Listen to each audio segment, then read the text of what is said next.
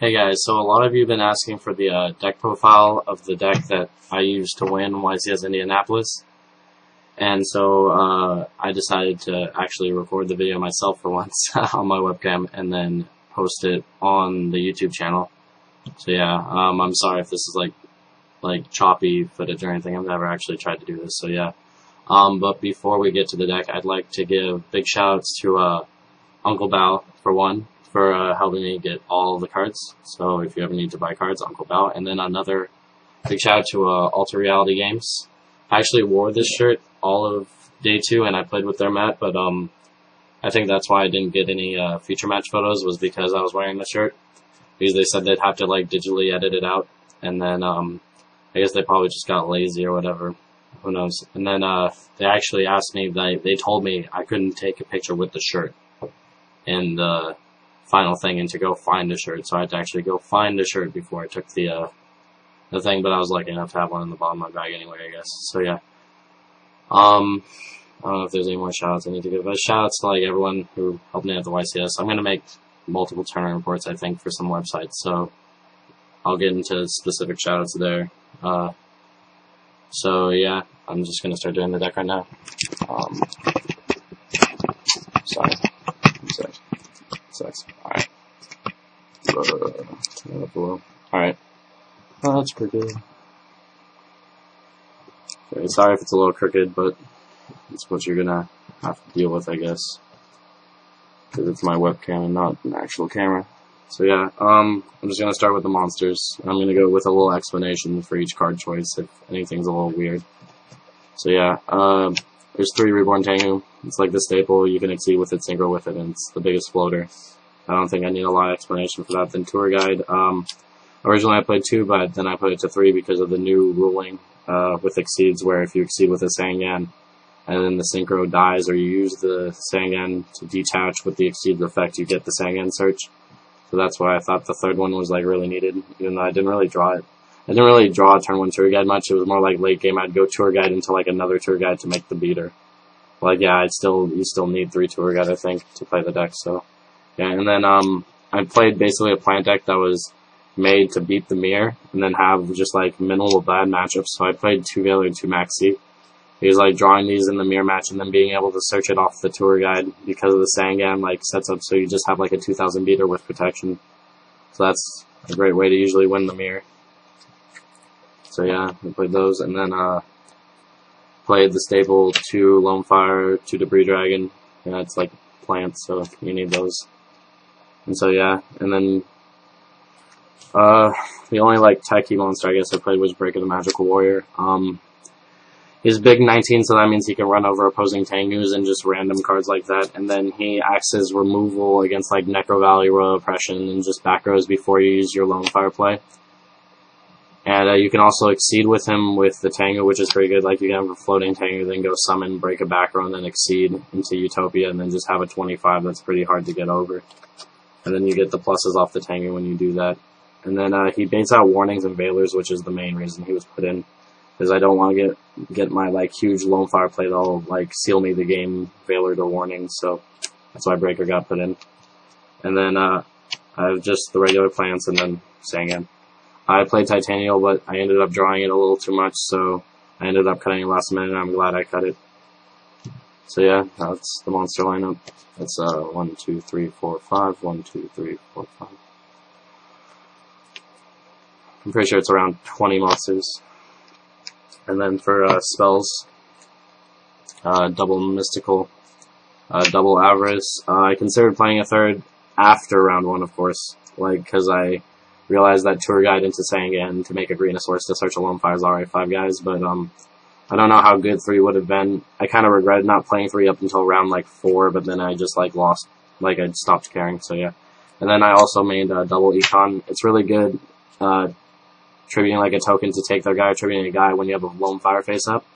So then you can, I mean not Lone Fire, a Formula Synchron. So then you can synchro with their guy. So yeah, and then you can also tribute a Tengu to take their 4-star like a Tech Genis or another Tengu, and then it cuts them off from searching with the Tech Genis, and it cuts them off from specialing with the Tengu until you detach it or the guy dies.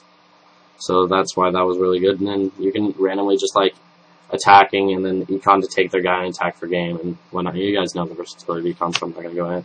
And then I basically played staples. Book of Moon and Mind Control were the only ones I was iffy on. Mind Control actually won me my top 4 game 3 and my finals match, so I'm glad I played the Mind Control.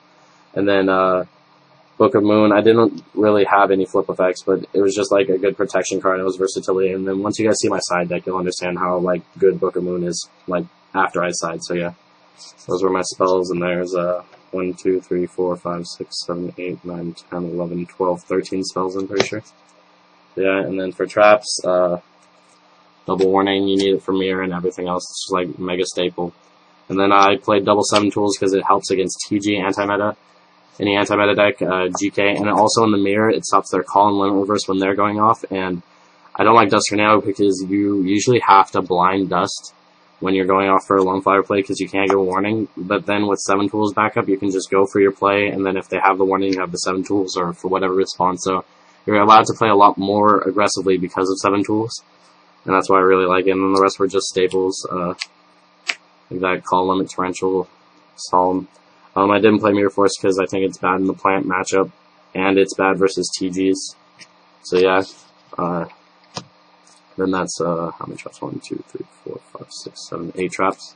So I'm pretty sure it's 41, so I think that's 20, 13, 8 on counts.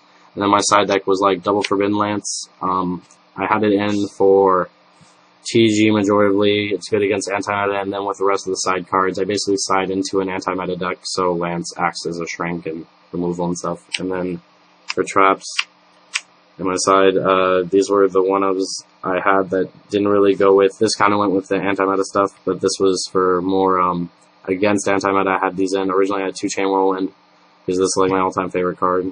And then, but I cut it from Malevolent because I feel like it'd be a little more versatile, but both times I drew Malevolent, I think I got Starlight Roaded and then like 7 tools or something, so I can't really talk about this cards, but yeah.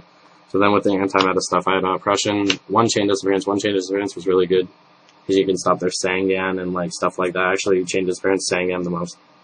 And then I had Mirror Force, D-Prisons, and the reason I had the D-Prisons and Mirror Force were to protect the Dynas, because I actually sided into Dynas.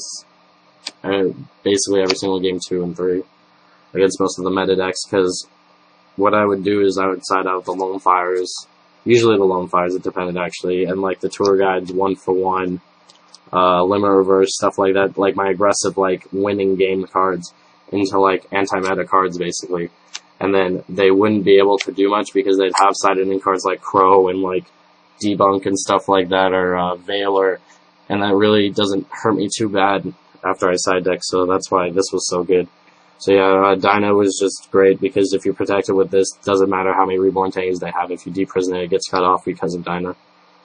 So yeah, and Tengu is usually like the mirror match winner, so that's why that was so good. And then the Banishers and the Riles were for if they go Tour Guide into Greenosaurus. If you have a Banisher face up, it's different than Defissure because it removes all cards, not just monsters, and Exceed materials aren't monsters anymore.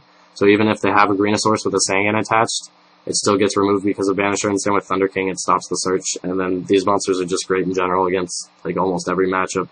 Like against GK, I still side in Banisher, because if I get the Necro Valley off the field, it stops the Recruiter and the Commandant, and he's as big as their biggest guy with out Necro Valley, so that's why he's so good. So yeah, that was my side. And then my extra deck,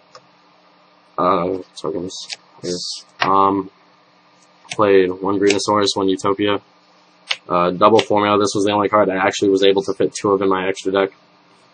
And then Armory Arm, Librarian, Catastor. A lot of people were like, oh, you only play 1 Librarian. Well, I don't really have room, so that's why I didn't play it. And then Iron Chain, Bryonic, Black Rose, Arcanite, Ancient Fairy Dragon, Stars Dragon, Scrap Dragon, Trishula. The main reason I play a bunch of one-ofs was because I wanted the versatility of being able to go into any synchro. Like, Ancient Fairy Dragon won me quite a few games over the second Black Rose, and then I needed the Utopia. I brought up Utopia just as much as I brought up Formula Synchron because of my side. So yeah, my extra deck I thought was perfect. Like, it fit my playstyle exactly, and that's why I loved it so much. So yeah, so thanks for watching YouTube. Please subscribe, and I guess I'll see you guys later.